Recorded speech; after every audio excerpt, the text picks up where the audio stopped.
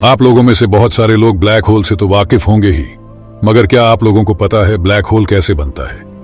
चलिए आज हम जानेंगे ब्लैक होल की सृष्टि से लेकर इसके अंदर क्या मौजूद है। आज हम एक ऐसे सफर में जाएंगे जिससे प्रकाश भी बच नहीं सकता। मगर पहले जानते हैं ब्लैक होल बनते कैसे हैं। जब बड़े तारों का न्यूक्लियर फ्यूल खत्म हो जाता है तो वो इतने गर्म नहीं बने रह पाते कि अपनी ही ग्रेविटी के अंदरूनी खिंचाव को रोक सके। इसीलिए बहुत तारे अंधेरे में डूब जाते हैं, सिर्फ उनकी ग्रेविटी बाकी रहती है।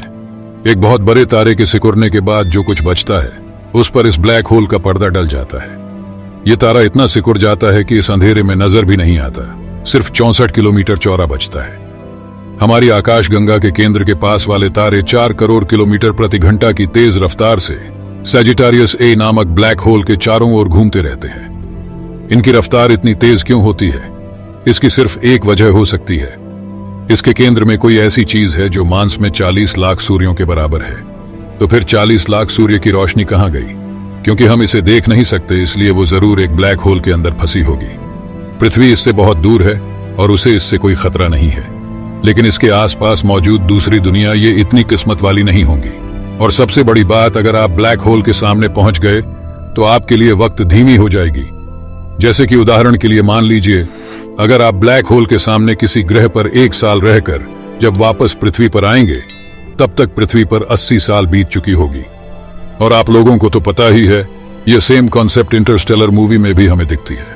मगर मान लीजिए, अगर आप किसी तरह इवेंट होराइजन तक का खतरनाक सफर करके भी सही सलामत बचे रहे, तो आप इतिहास को देख सकते हैं और आपको ब्रह्मांड का पूरा भविष्य भी साफ दिख सकता है। कैसे? क्योंकि जब ब्लैक होल के जबरदस्त ग्रेविटी स्पेस और टाइम को भी तौर मरोड़ देती है, तो टाइम हद से ज्यादा खींच जाता है। और मान लीजिए, अगर आप ब्लैक होल जाकर भी जिंदा बचे रहें, तो हो सकता है हमारे ब्रह्मांड में किसी और जगह या टाइम पर फिर सामने आ जाए, और इससे रिलेटिविटी का पहला नियम गड़बड़ा जाता है। लाइट की रफ्तार से आगे जाना नामुमकिन है। स्पेस में लाइट से ज्यादा तेजी से कोई चीज नहीं चल सकती। मगर स्पेस का मतलब सिर्फ खालीपन नहीं होता, यह खींच या सिकुड़ भी सकता है, या इसका हुलिया बदल सकता है। और जब ऐसा होता है तो टाइम में भी फेरबदल हो जाता है। आइंस्टाइन ने खोज की थी कि स्पेस और टाइम एक ही सिक्के के 2 पहलू है। स्पेस टाइम खुद इतना बदल सकता है कि किसी भी रफ्तार से आपको कहीं भी ले जाए। हो सकता है आप स्पेस टाइम के सबसे दूर के छोर तक पहुंच जाए, या ऐसी जगह पहुंच सकते हैं जो और भी हैरत अंगेज हो सकता है हम ऐसे ब्रह्मांड में पहुंच जाए जो पूरी तरह अलग हो। मगर पूरा का पूरा ब्रह्मांड एक ब्लैक होल के अंदर कैसे समा सकता है, जो खुद हमारे ब्रह्मांड का एक छोटा सा हिस्सा है? यह भी स्पेस टाइम के एक और मैजिक ट्रिक है। ब्लैक होल की जबरदस्त ग्रेविटी अपने अंदर एक पूरे ब्रह्मांड के स्पेस को समेट कर रख सकती है। पृथ्वी की ग्रेविटी से हमें दिक्कत हो सकती है, मगर यह उस ग्रेविटी के आगे कुछ भी नहीं है जो एक मर रहे तारे के अंदर होती है।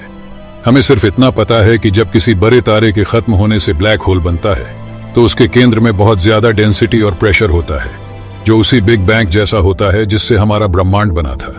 और ब्लैक होल के अंदर मौजूद ब्रह्मांड में अपने ब्लैक होल भी बन सकते हैं, जिनसे और दूसरे ब्रह्मांड बन सकते हैं। हो सकता है हमारा कॉस्मोस ऐसे ही बना हो।